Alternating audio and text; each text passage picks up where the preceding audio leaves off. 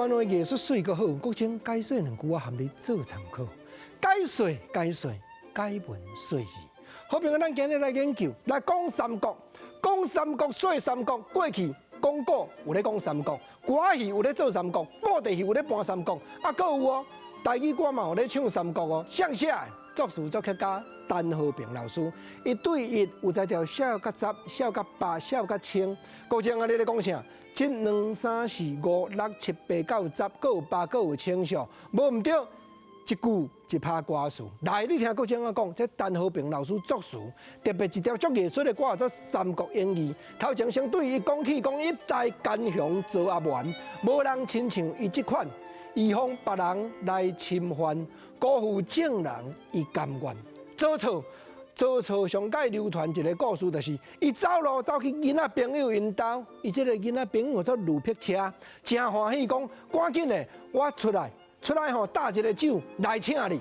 路匹车出去尔，曹操听到路匹车因后院有磨刀的声，真正刀举起来，拢总抬，一个抬过一个，路匹车伊遐后生不拢甲抬了了，结果看到讲人磨刀是为着抬猪请伊。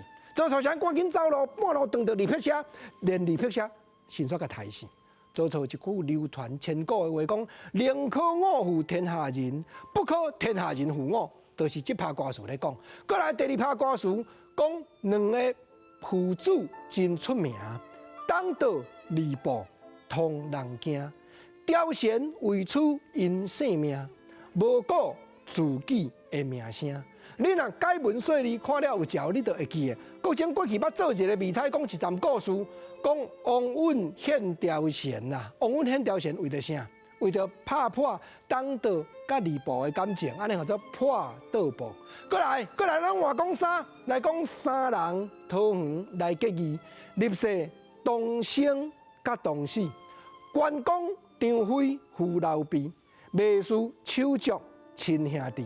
咱嘛知影讲，民间流传的三国的故事是已经真普遍，比较正史来讲，影响力加真大。所以咱拢知影一个桃园三结义的故事，知影讲张飞、关公同生同死，伫咧傅老婢迄种使人钦服的所在。啊，国情啊，你毋是讲伊要小甲十、小甲八、小甲千，一站讲袂完。解文说理，你得讲甲看好招。咱甲三国演义一拍一拍的歌词研究，互伊详细搁明了。